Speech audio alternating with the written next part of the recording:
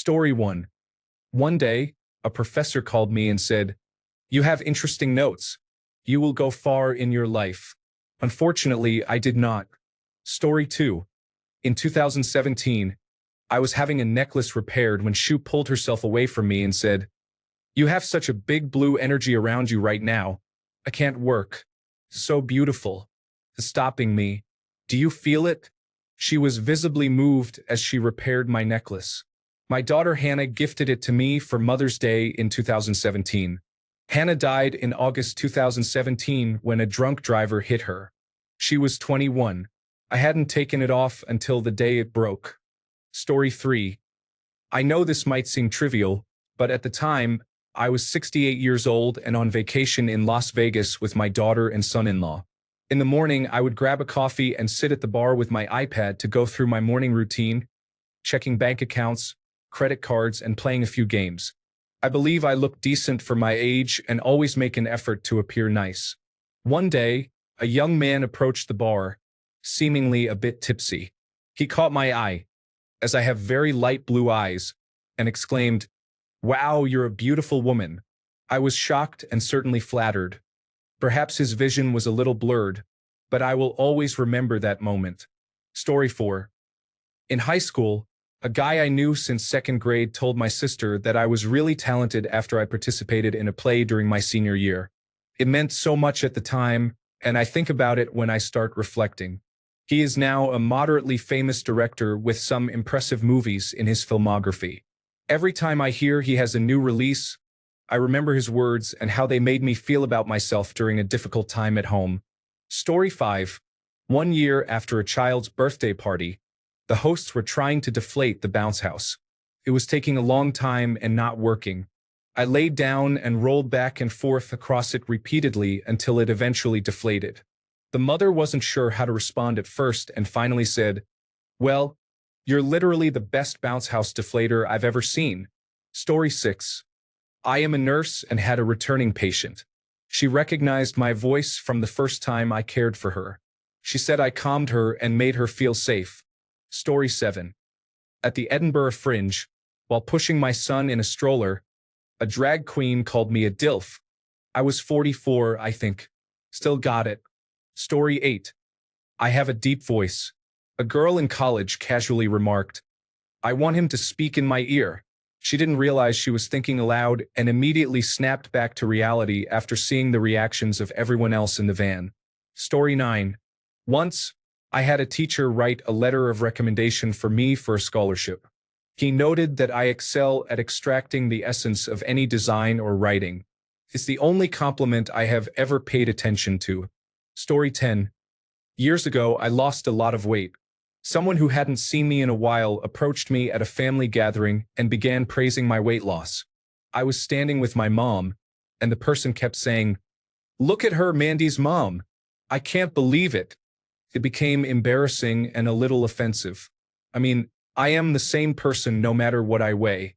The person exclaimed, "Mandy's mom. Isn't she just gorgeous now?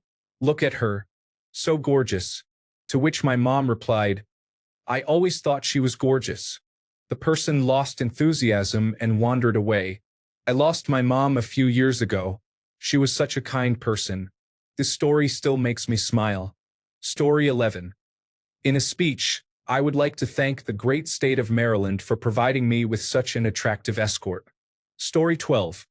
It was during the "Send Me a Number, and I'll confess what I think about you" era on Facebook. Someone said, "I used to think you looked like Donkey from Shrek and talked too much, but you are a cool girl and hilarious now." It was so humbling. Story 13. I always feel insecure about my appearance, but whenever I am in a mental health facility, I receive compliments about my looks and potential. Compliments from people who have faced significant challenges mean a lot more to me for some reason. Story 14. 1. My first compliment from a guy I had a crush on in 7th grade was when we were casting our votes for best and most likely to for the yearbook. He looked me in the eyes and said, "I'm voting for you as best smile because your smile is so pretty, and I just love it." It was profound at the time, and I still think about it now that I'm 31. I cannot believe I have ever lived without you. I will find you sooner in the next life. Story 15. When I was young, I experienced a lot of emotional neglect from my parents and had trouble feeling seen. I loved making art, but my parents often belittled my creations, which made me feel ashamed of my talents. One day during class, I doodled a little panda bear drawing. A classmate who saw it asked if they could keep it. I was embarrassed but let them have it, thinking they would probably throw it away or make fun of it with their friends. Instead, I broke down in tears months later when I saw that same drawing taped to the front of that classmate's binder. I felt so valued and seen that day. I am now a professional artist. To that classmate, thank you for believing in me. Story 16. My violin teacher told me at my last lesson with him before I left for college that my smile was the kind that makes people feel better. That was 15 years ago, and it still makes me feel better when I am down to think of it. Story 17. One day in middle school, a girl told me she liked my nose. At the time, I thought it was strange, but as I grew older, it became an insecurity. However, when I reflect on her words, they make me feel much better. Story 18. My crush in high school was a goth. I asked her out many times until I stopped. One week before summer vacation, she approached me and said, "You didn't beg. You seem nice, but I don't want to waste a summer with someone I barely know. One day we will be together and have the day of our lives." I gave her a bandana and left. I forgot my backpack, but she called me and told me about it. The backpack only had a love letter to her, 3 books on how to stop being a simp, and a piece of chewed wood. Story 19. We were waiting for our car to arrive in the garage when my cousin complimented me, saying I looked beautiful effortlessly. That was unexpected and one of the most genuine praises I have received. It made me blush because I am not good with compliments. A few days ago, I was playing polls with my online friends. One poll asked who could call multiple people their best friend and actually mean it, and they all voted for me. It is true. I have some friends I absolutely adore and cannot imagine losing any of them. It made me feel appreciated. Story 20. I started at a new firm, and as part of my induction, I had to visit one of the overseas offices. The receptionist at this office was a lovely elderly lady who asked me why my picture wasn't included in the daily visitor's email. Her tone made me feel as though I was in trouble. I explained that it was because I had recently joined and didn't have an official profile picture yet. She responded, "It would have helped. I would have known in advance how handsome you were." This comment gave me a boost for the rest of my day, and I performed exceptionally well in the meetings I had that day. Story 21. A lecturer told me she believed in me and that I had potential. She saved my life and allowed me to continue my degree. Story 22. An elderly lady once told me I had a beautiful smile, and when I thanked her, she said, "We have to give our flowers to the living because they sure don't warm the grave." I think about this a lot. Story 23. When I walk into the bar, I look for the biggest, loudest group of people, and you are always in the center of it. Story 24. When I was in high school, my friend's older brother told me I had eyes like winter, and they felt comforting. The way he said it was so sweet and genuine that it stuck with me for years. I was bullied a lot and very self-conscious, and I would always think about that to make myself feel better. Story 25. My great-grandmother lived in Alabama. Every time she saw me, she would say, "There's the prettiest boy in Georgia." I'm sure my brother and 3 male cousins there didn't like it as much as I did. Story 26. I was playing bar trivia and came up with the answer. One of my teammates said, "You're so beautiful when you're right." Almost 15 years later, it's still one of the best compliments I've ever received. He was, and still is, happily married, so he wasn't even trying to flirt with me. Story 27. That I was never going to amount to anything. That was what my dad said to me when he picked me up from jail when I was 15 for being drunk and stealing his car for a joyride. I took it to heart. I want to say it turned my life around, but it has been 10 years. I work at Walmart as an overnight stock clerk. I have my own place and pay my own bills, but I have no motivation to do anything. I just spend the whole morning after work smoking weed and playing video games with my friends. On my days off, I usually just go see my mom, freeload, and raid her fridge. I get laid every few weeks because my neighbor is an attention-starved widow twice my age, and I am lucky enough to have 8 inches under the belt. Otherwise, it would never happen. He was right, but the saddest part is I am okay with it. Story 28. One of my housemates in college, when we were saying goodbyes, told me, "I hope you never fix your teeth. I think as you grow older, you'll realize they add to your charm." I'm still a bit insecure about them, but I've come to appreciate the natural look. It was such a nice thing to say, especially when everyone I knew had braces by the time they were 18. She was a truly wonderful human being, and I still think about what she said every time I smile for a photo.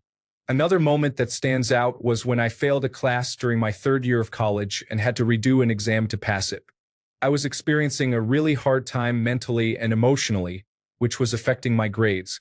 The exam supervisor was a teacher I had in my 1st year of college. He was known for being very tough and assertive. I was the last person to finish, and when I went to give him the papers, we talked a bit. He told me he was surprised to see me redoing an exam to pass. "I do not believe the amount of potential I saw in you 2 years ago has ended. The student I met was set to achieve great things. He had classes with more than 100 students per semester. I don't know if he really remembered me or if he just felt sorry for me, but it gave me a great boost of confidence for the rest of the semester." Story 29. I went to get my haircut at a new barbershop 5 years ago, and I still don't know whether it was playful or sincere, but my barber called me stunning.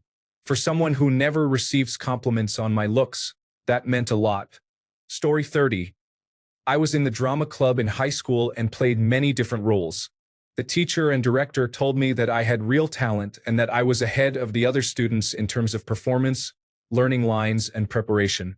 However, he mentioned a few times that I needed to not be so good because it made some of the other student performances look bad. Story 31. A lady working at a counter in a corner store told me my beard was beautiful, and it made my whole morning. It was so unexpected, and I will almost certainly never forget it. Story 32. Someone told me in our conversations that it is impossible for me to reach this deep word with anyone but you. Story 33. I had a boss who I really disliked.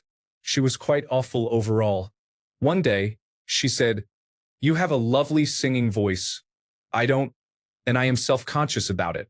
Now, years later, I don't think of all the negativity but instead remember her fondly, all because of one offhand compliment. Story 34.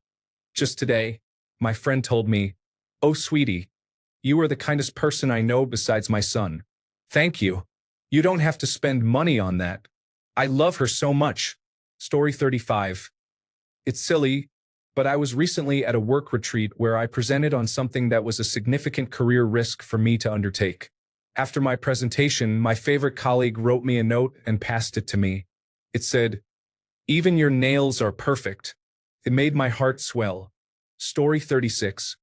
My 2-year-old daughter looked at me the other day, gasped and said, "Wow, Mummy, you're beautiful." Another time, she was staring into my eyes and said, "You have pretty eyes, Mummy." I know it's something I will never forget, especially after overcoming postpartum depression. It will always mean more to me than anything anyone else could say. Story 37. Thank you for saving me. Then she and her mom hugged me, and I didn't save her life. I saved her future and helped her look at things from a different perspective. I sat and talked to her, and I stood up for her. When she saw me, she said, "Mommy, that's her," and ran to me with a big smile. I will always appreciate and remember her and her mom. She was just a teenager who needed a little direction, and I was glad to be of help. Story 38. I remember my grandfather saying when I was about 12 that, of all the grandchildren, I was the one to watch. I would like to think he would have been proud of my accomplishments. Story 39. I was chatting online with a new friend. At that point, we were still getting to know each other, so we didn't know what each other looked like yet. He said he thought I was very pretty because he assumed my outside matched my inside. He wasn't coming on to me since he already had a girlfriend. I could tell from his tone that he was sincere, and he wasn't being creepy. Story 40. I remember the first person who told me I should be a comedian. I made a spontaneous silly comment about something, and she found it hilarious, collapsing with laughter.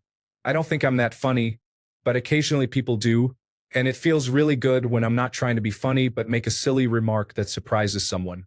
The last time I surprised someone was when I said I bought a t-shirt online, and when it arrived, it had a picture of the guy wearing the t-shirt I wanted. She collapsed with laughter, and I felt great.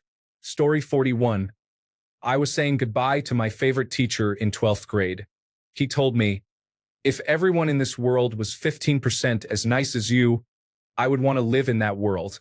Mr. O'Malley, if you are reading this, I have not forgotten it. Thank you for everything. Story 42. During my freshman year of high school, I had the English teacher that everyone dreaded.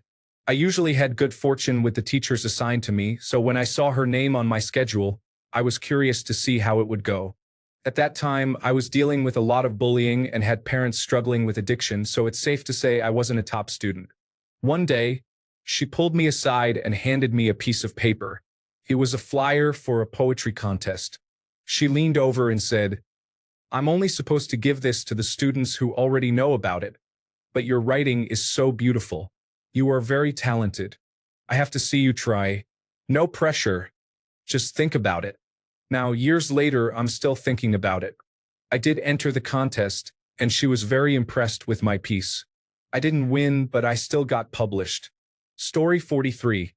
When I was in middle school, one of the paraprofessionals always called me Miss Beautiful Eyes, and it has always stuck with me. She also told me I had sad eyes, but that they were beautiful. I have regular brown eyes, but it felt nice. Story 44. I had a respected professor in the field who was sometimes a bit harsh tell me I had potential. I ended up retiring from that profession, went to college to pursue something else, and 1 year after graduation, I attended a school event and chatted briefly with a teacher who was also the head of the program. After I stepped away, I heard him talking to someone else, saying, "Do you know her? She's really good. If you are a teacher or educator, please take the time to offer your students a sincere compliment now and then. It truly makes a difference." Story 45. I once attended my cousin's wedding, and since it was an Indian wedding, I wore a sari. After the event, I stopped at a nearby Dunkin' Donuts on my way home, still dressed in my sari. A little white girl who noticed me pointed and said I looked like Princess Jasmine and asked if she could take a photo with me. I was flattered and gladly agreed. Fun fact, Princess Jasmine from the 1992 Disney movie Aladdin was actually wearing harem clothes, the attire typically associated with a concubine of an Ottoman sultan. In other words, the sultan's daughter was dressed like a harem concubine. Story 46. That I was a good person with a good heart, and that she believed in me and that I could do anything if I truly wanted to. Thank you, Ms. Campbell. Story 47. I respect you. He was a middle-aged, part-time line cook whom I once saw using cocaine. He had a relationship with a teenager and bullied another teenager who had a crush on the first one. However, he is the only person who has ever said he respected me.